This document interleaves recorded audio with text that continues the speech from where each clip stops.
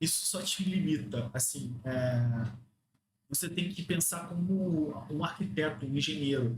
E isso é importante porque nesse mundo de inteligência artificial é importante você colocar em mente que você precisa dominar as ferramentas, porque se a inteligência artificial te manda alguma coisa errada, você precisa aprender e, ou melhor, você precisa saber o que você está lendo, o que você está consumindo. Então, é importante esse tipo de informação e você compreender mais a fundo o que você trabalha. Os componentes, por exemplo, o cache, como funciona, em que momento ele faz sentido, em que momento ele não faz sentido, por que, que eu uso o cache, por que, que eu não uso, beleza? Conforme veremos na próxima sessão, os sistemas operacionais, novamente, sistema operacionais não é sistema operacional Mac, não, a gente é de operação, tá? São bancos de dados de operação.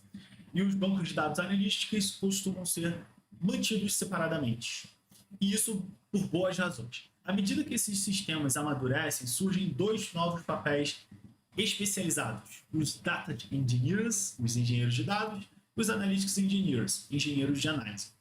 Os data engineers, os engenheiros de dados, são os profissionais que sabem como integrar os sistemas operacionais e analíticos e assumem a responsabilidade pela data infrastructure, ou a infraestrutura de dados, da organização de forma mais ampla.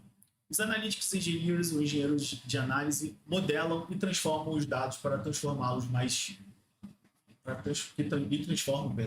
Modelam e transformam os dados para torná-los mais úteis para os business analytics.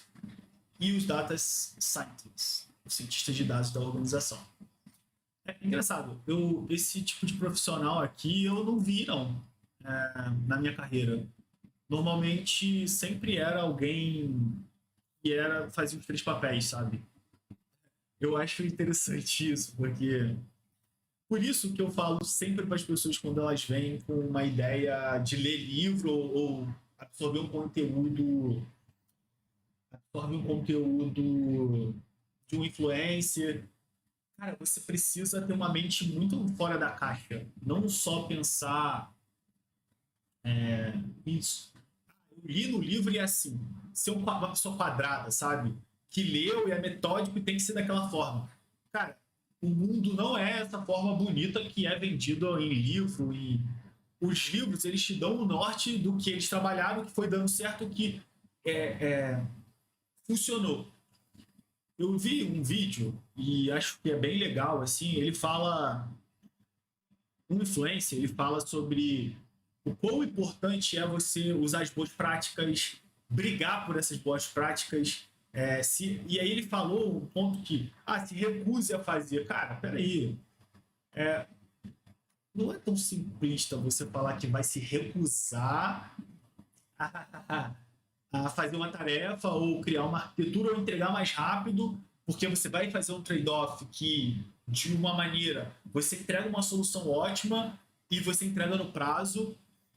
Você vai brigar, não, porque eu quero. Cara, tem empresa que eu acho que você vai conseguir fazer isso, mas tem empresa que não vai.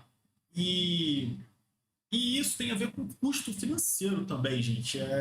A gente, como desenvolvedor, a gente tem que entender que tudo que a gente faz tem custo financeiro para a empresa.